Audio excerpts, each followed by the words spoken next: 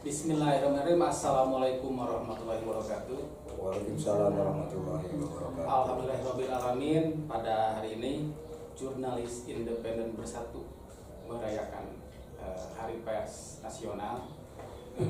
Salah dari perkenalkan, saya Yadi dari majalah Mangle, kemudian ada Kang Sopandi dari Galura, juga dari The Journal, dan di tengah ini narasumber yang sudah tidak asing lagi bagi kita semua, yaitu Bapak Wahyu sebagai Wasekum dari IPSI, ya? IPSI Jabar. IPSI itu singkatan dari Ikatan Pencak Silat Seluruh Indonesia, IPSI Jabar. Dalam perayaan hari ini kita merayakan Hari Pers yang bertepatan juga dengan Hari Bahasa Ibu Internasional. Nah, di Jawa Barat untuk bahasa budaya Sunda sendiri sudah tertuang dalam Perda nomor 14 tahun 2014 tentang pemeliharaan bahasa, budaya, dan aksara Sunda. Nah, di Kabupaten Bandung kemudian diterjemahkan ke dalam kewajiban muatan lokal di sekolah-sekolah. Nah, dalam konteks budaya, nah kita akan membahas tentang konteks budaya nih dengan Pak Wahyu, bahwa budaya kita itu kaya, bukan hanya Jawa Barat tapi juga daerah lain. Nah, bagaimana mengelola potensi budaya ini supaya ada peran negara untuk ngamumule melestarikan, sehingga budaya ini tidak hanya hidup di dalam tataran nasional tapi juga bisa ke dunia internasional. Masyarakat dunia bisa mengenal kebudayaan yang dimiliki oleh Indonesia. Nah, berikut ini mari kita simak pemaparan dari Pak Wahyu tentang budaya bangsa dan peran pemerintah dalam mengelolanya. Mangga, Pak. Ya, terima kasih. Assalamualaikum warahmatullahi wabarakatuh. Sejujurnya perkenalkan saya Wahyu. Saya ini juga sebagai Wakil Sekretaris Umum di Provinsi Jawa Barat dan sekaligus juga membawa sebagai Wakil Manajer juga untuk PON 2024 nanti untuk di Aceh dan Sumut. Jadi beban Jawa Barat untuk meraih prestasi untuk Jawa Barat itu juga luar biasa. Tapi ini kita singgung terkait dengan IPS. Kebetulan hari ini saya juga sebagai narasumber untuk terkait dengan kebudayaan. Oh iya. Memang kalau berbicara budaya itu di bangsa Indonesia tidak ada bisa, karena budaya itu sebagai jati diri bangsa.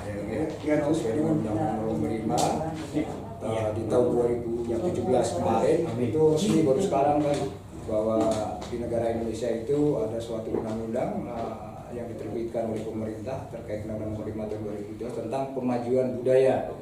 Nah, terkait dengan pemajuan budaya ini selaras dengan kalau di kita sebelumnya berarti di Undang-Undang Dasar ya itu juga sama di pasal 32 ayat 1 maupun ayat 2 juga tentang akselerasi budaya, di mana pemerintah juga ikut campur tangan dalam pelestariannya. Nah, terkait dengan budaya sendiri kan di Indonesia itu kan bisa dibilang ya luar biasa mungkin ya. Seperti halnya contoh misalnya beberapa waktu lalu angklung itu kan salah satu khas budaya Sunda kan. Setelah angklung juga ada yang lainnya mungkin dari beberapa kuliner itu juga masuk di budaya kan, karena itu khas makanannya, khas makanan Sunda. Yang terakhir kemarin juga baru sekarang salah satunya juga budaya tradisi pencaksilat ya.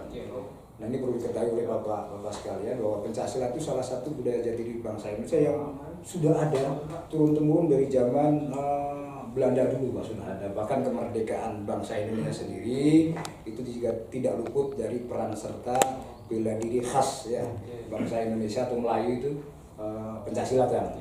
Nah, berbicara pencaksilat ini juga nggak pernah ada habisnya, karena di tahun 2019 kemarin, tepatnya itu tanggal 12 Desember, alhamdulillah pencaksilat kita itu diakui oleh UNESCO sebagai warisan budaya tak benda milik bangsa Indonesia melalui sidang yang begitu luar biasa di Kolombia kan ya, tepatnya sampai tanggal 10, 11, 12 sampai 13, 14 ya, kurang lebih 4 sampai 5 hari itu di Kolombia. Dan ditetapkan pula hari itu bahwa salah satu budaya kita pencak silat itu resmi menjadi bagian yang tak terpisahkan, menjadi budaya resmi milik bangsa Indonesia yang diakui UNESCO. Dan nah ini karena ada negara tetangga kita ini yang luar biasa selalu mengeksploitasi tentang budaya, itu salah satu negara kita tetangga Malaysia. Jadi Malaysia selalu jadi kompetitor lah. Jadi kompetitor kita, setiap kita mau muncul budaya satu pasti diklaim juga oleh Malaysia. Makanya di hari itu juga pencaknya, kan kita pencak silat ya, pencaknya itu juga dijadikan sebagai Malaysia. Nah dalam 2 tahun ini sedikit saja kan, karena kalau berbeda ini kan ada banyak sekali ya kan ya, ini saya kupas sedikit saja terkait dengan budaya yang pencak silat saja ini. Itu UNESCO memantau kan, karena kalau 2 tahun itu di tahun 2019 tidak ada kegiatan yang terkait dengan budaya Pancasila sendiri, maka tidak menutup kemungkinan akan dicabut. Itu juga diawali dengan Pak RK waktu itu ya 2017 melalui sidang di UNESCO juga menetapkannya bahwa menyampaikan bahwa ini loh Pancasila itu sudah ada dari dulu gitu. Nah, selanjutnya di 2018 kita dari Pemprov Jawa Barat kurang lebih 14-16 tampil juga kita di kejuaraan besar ya, termasuk di 2019 di bulan September sebelum ditetapkan kita juga berangkat juga ke Paris ya. Nah, dengan meyakinkan bahwa kita buktikan bahwa kita itu eksis dan nah, sampai terjawab juga ini yang saya maksudkan tadi, integritas, perlu diakuinya budaya itu masuk dalam ke pemerintah karena sebagai stakeholder. Karena yang mohon mission impossible ya Kang ya, kalau segala sesuatunya pemerintah tidak ikut andil, budaya akan tetap maju. Nah ini